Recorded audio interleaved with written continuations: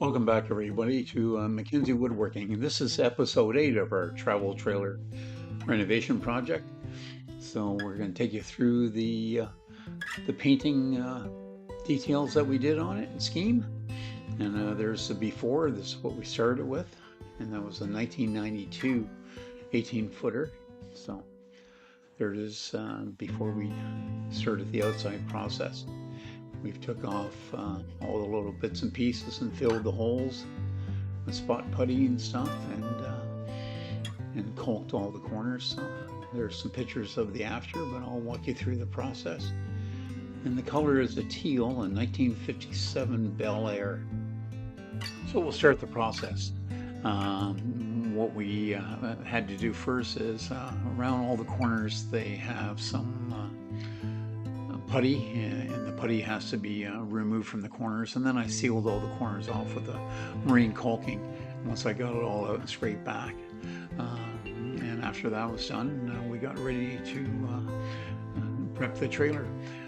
What I have there in the background is a silicone and wax remover. So after we filled and puttied the holes around that trailer, we wiped it all down with the silicone wax remover. And you need a couple of containers to put the paint in to figure out your volume. We use 15% water as a solvent. You have to, if you're going to spray this, you have to break it down so that it'll spray through the sprayer. You're going to need a rag, and the paint that we're using is a multi-master. It is a waterborne polyurethane paint, which is great for you and great for the environment. I'm not too familiar with it, or wasn't until I did this project, about waterborne paints. We always used solvent-based finishes and paints in the shop, but it's good to use waterborne. You don't have to worry about fires or poisoning, and it's good for the environment, so it's the best way to go.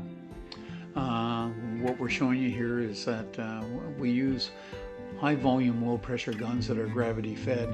So your product has got to be thinned enough for it to flow through the spray head. We're starting at 15%, and that's what we ended up with. And I'll just give it a really good stir. And after I give it a stir, before we put it in the gun, we let it set for about 5 minutes, and then I stir it again. And that allows the molecules to meld together. So the guns, I'm just showing you the guns, different kind of guns we're using. We ended up using a 1.7 orifice head. That's the head of the needle, and they'll allow the paint to flow through. And your air pressure, I'm at the head of the gun. I was shooting 15 pounds. So what you do is you bring up your air gauge, or on mine you'd have to check your own, up to about 22, and then you do a test, and then you can turn the nozzle head to go back and forth or up and down, whichever way you're spraying. And you've got a fan on the end of it, so you can direct your spray. So it's either a wide fan or a narrow fan. So after the paint's been sitting for a while, and we'll give that another mix, and we can put it in and check it. The important thing about these paints is you want to be above 70 degrees. They like to be warm, and even though summer times, I make sure that the paint is pre-warmed. We have a thing called a hot box, and also another unit that we can use to warm up our paints. And we'll just give it that's been about 5 minutes now, and I'll give it another stir, and then we'll pour it into the pot. And on this paint, I noticed, because you really want to have a lot of the weight on the gravity flow, because it's high in solids. It's about 35 to 36% solids. There it is there, the multi-master. And I was really happy with the coverage and the way that it sprayed on the job.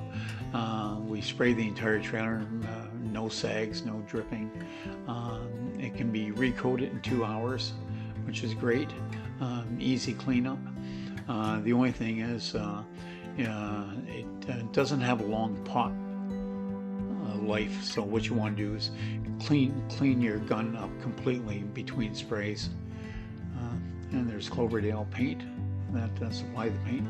So we've given once we've wiped everything down, we've gave everything a nice sand, and there's the first coat going on. And when you're spraying with a high volume, low pressure gun, I'm usually about 3 inches away, and this is a wide fan that I have on because this is basically our primer coat. With this product, you don't need a primer coat. I did prime a couple areas where there was some signage and some 2 or 3 different colors, but generally there's no primer on this at all. So this is the first coat going on, and we've taped off all the windows, and we'll just get that on. So I'll let you watch this going on.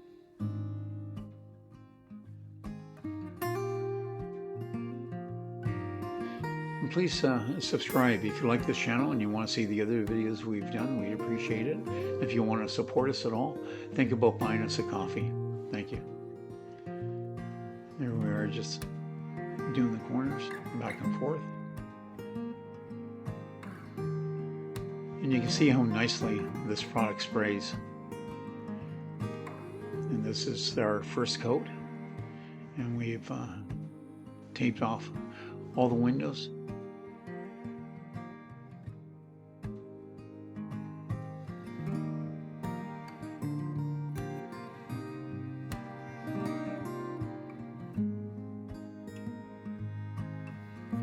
And there we've taped off for our blue that's going to go on.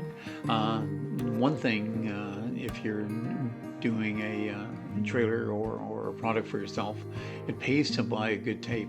We were supplied a product called Frog Tape by Cloverdale, and it doesn't bleed.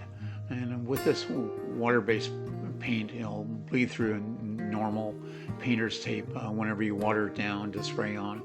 So it's good to invest a little bit more money and get a high quality masking tape for all your lines and everything. We didn't have any bleed through at all whenever I took off all the tape. There's a chemical reaction that actually reacts on the edge of the tape, which stops the bleed through.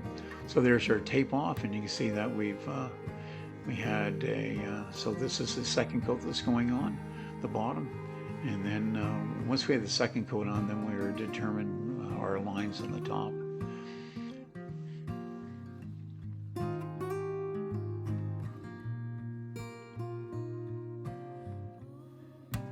And what I'm using is an overspray board there that I just basically hold on top, so if the wind comes along or if you go a little bit too high.